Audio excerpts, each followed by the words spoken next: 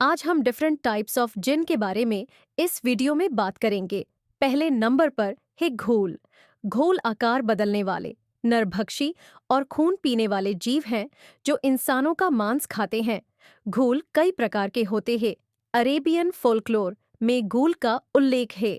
सबसे डरावनी घोल एक महिला है जिसे घोला भी कहा जाता है। वो एक नॉर्मल महिला के रूप ले सकती है। कहानी के अनुसार ऐसी प्राणी एक इनोसेंट व्यक्ति से शादी करती है और फिर उसे अपना शिकार बनाती है। घोल निशाचर प्राणी है जो कब्रिस्तानों, रूइंस और लोनली प्लेसेस में रहता है। यह लापरवाह लोगों को रेगिस्तानी बंजर भूमि या परित्यक्त स्थानों में ले जाता है और उन्हें मार डालते हैं या फिर उन्हें खा जाते हैं। यह जीव छोटे बच्चों को भी अपना शिकार बनाता है और मरे हुए लोगों को खाता है और ये फिर हाल ही में खाए गए व्यक्ति का रूप भी ले लेता है। नेटफ्लिक्स पर 2018 पे रिलीज हुई गूल नाम का वेब सीरीज है जिसका टोटल 8 एपिसोड है, जिसका IMDb रेटिंग 7/10 है। दूसरे नंबर पर है हिन्न। हिन एक प्रकार के जिन है जो ज्यादातर डॉग्स के रूप में ही रहता है। हदीस के अनुसार यदि कोई जंगली कुत्ता किसी मुसलमान के पास आता है तो उन्हें उस पर कुछ खाना फेंक देना चाहिए और उसे भगा देना चाहिए, क्योंकि उसमें कोई बुरी आत्मा हो सकती है। कुछ कहानी के अनुसार इब्लिस के नेतृत्व में हिन्न ने पृथ्वी के जिन्न के खिलाफ लड़ाई की और एंजल्स का साथ दिया। असल में हिन्न को जिन्न की तरह आग से बनाया गया था, लेकिन हिन्न जो इब्लिस के ग्रुप का है उसे सैमम अर्थात पॉइजनस फायर से बनाया गया है। तीसरे नंबर पर है इफ्रित। कुरान में इफ्रित जिन्न का उल्लेख केवल एक बार किया गया है, जिसने राजा सोलोमन के आदेश पर शीबा की रानी का सिंहासन हासिल किया था। इस प्रजाति के जीन सबसे शक्तिशाली होते हैं और इसे नियंत्रित कर पाना बहुत मुश्किल है। इफ्रित अपने चालाकी के लिए भी जाने जाते हैं। इफ्रित आग का एक विशाल पंख वाला प्राणी है। इफ्रित अंडरग्राउंड्स या फिर खंडहरों में रहता है। प्राचीन अरब फोल्कलोर के अनुसार इफ्रित्स जनजातियों से परिपूर्ण एक समाज में रहते हैं।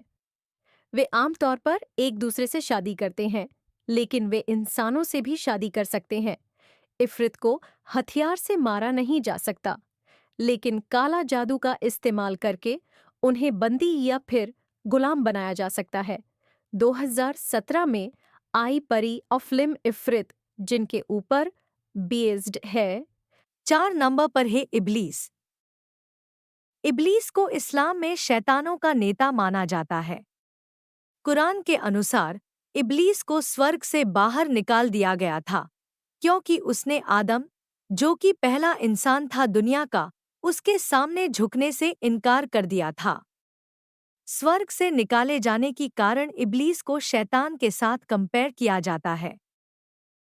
इस्लामी धर्मशास्त्र के अनुसार इब्लीस को अपने गलती के लिए ईश्वर ने नरक जाने की सजा दी।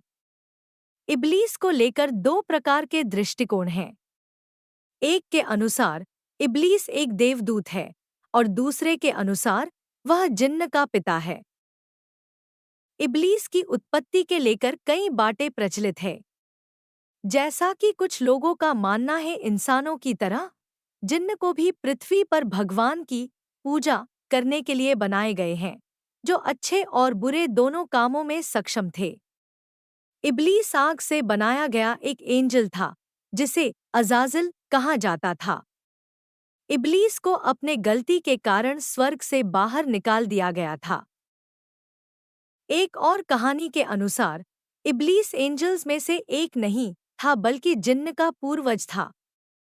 इब्लीस सेवेंथ अर्थ, जिसे इस्लाम में जहन्नम कहा जाता है, उसकी आग से निर्मित है।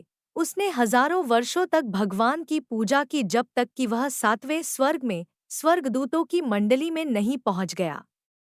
इस प्रकार केवल इब्लीस एक जिन्नी होने के नाते आदम के निर्माण के समय उसके सामने सर नहीं झुकाया, और ऐसा करने पर उसे स्वर्ग से निष्कासित कर दिया गया और पृथ्वी पर भेज दिया गया, जहां उसने जिन्न और शैतानों को पाला।